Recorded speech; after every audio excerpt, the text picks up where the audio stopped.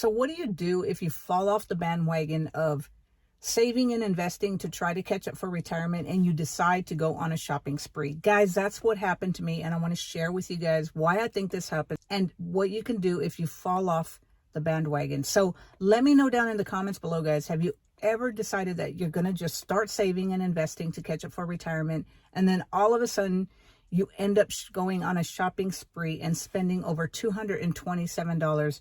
Guys, that's what happened to me, and I want to share with you guys why I think this happens.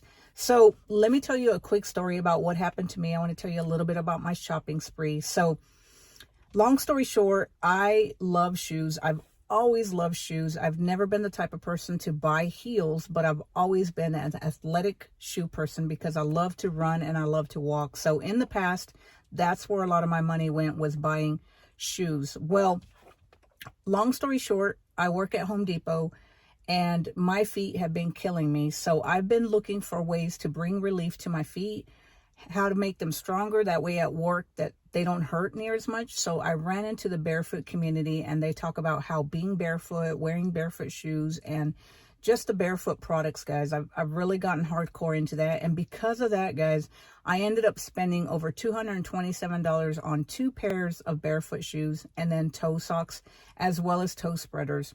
And guys, I wasn't doing this planned. This was not planned expenses. When I started saving and understanding financial literacy 4 years ago, 5 years ago, give or take, however long I've been saving and investing and really understanding how to create wealth, we cut our spending pretty much cold turkey. I mean, we do buy stuff that we need, but we cut out a lot of the wants. And I want to share with you guys what happens if you just go from a spender to somebody who used to spend and live paycheck to paycheck to somebody who now is frugal and wants to save and invest every penny that they can. So guys, I think the number one reason that people fall off the bandwagon is because they move too fast. Now, what I mean by this is, let's just take somebody who wants to go on a diet. They decide that they're going to lose weight. They are just going to go on a crash diet and they're going to cut out all the junk food, all the chocolate, everything that they've loved eating. They're just going to say they're not going to do it anymore. They clean out their pantry and they get rid of everything and they decide they're not going to eat junk anymore.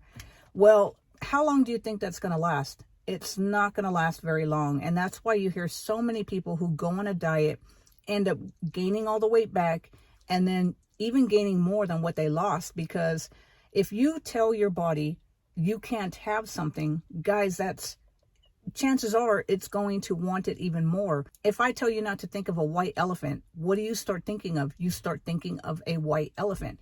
Well, guys, I came from the background where I love to spend money. I mean, that's the reason that we lived paycheck to paycheck my whole life.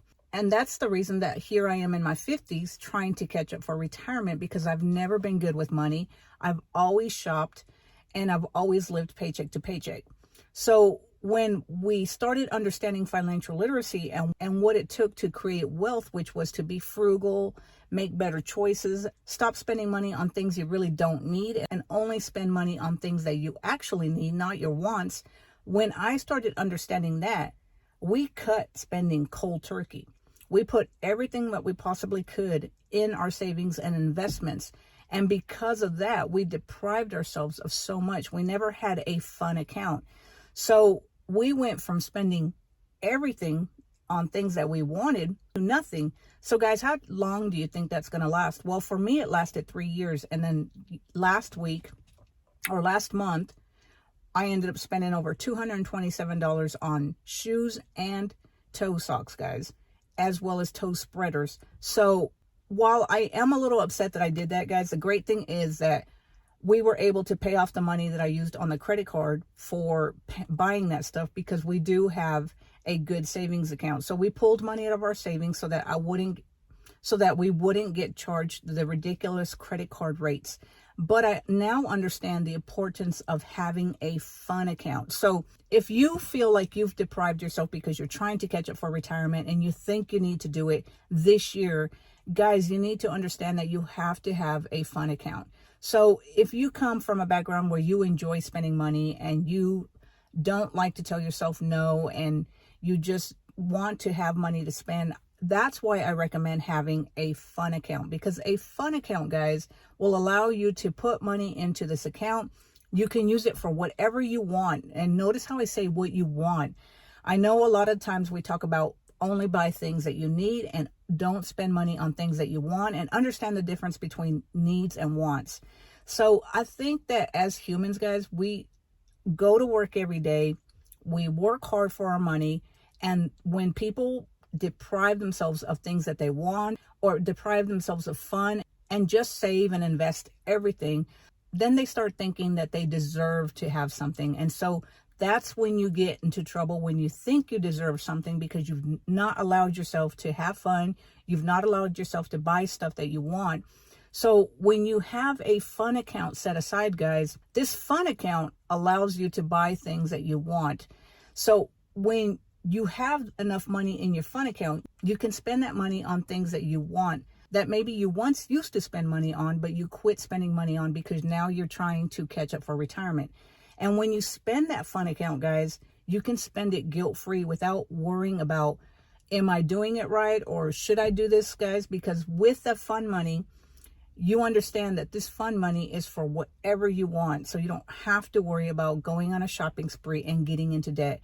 So guys, if you fall off the bandwagon like I did, then like anybody else, regardless of what you're trying to do or accomplish, if you're trying to develop a new habit, chances are you are going to fall off the bandwagon. But if you do, you just need to get back on, be gentle with yourself, and understand that it happens, guys. It happens to the best of us. It doesn't matter who you are or how long you've been doing this.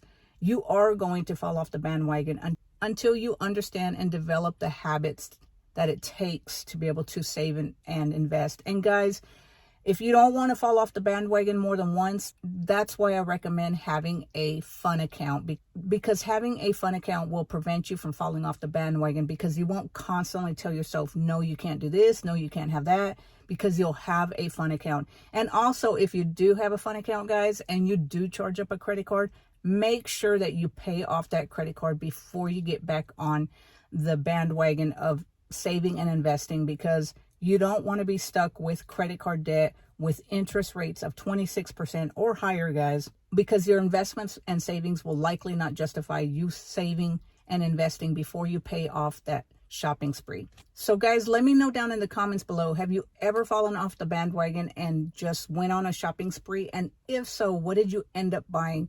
So anyway, guys, I hope you enjoyed this video. If you did, give it a thumbs up. Make sure you subscribe to this channel so that you can hear more from me, and I will talk to you guys later. Have a great day. Bye.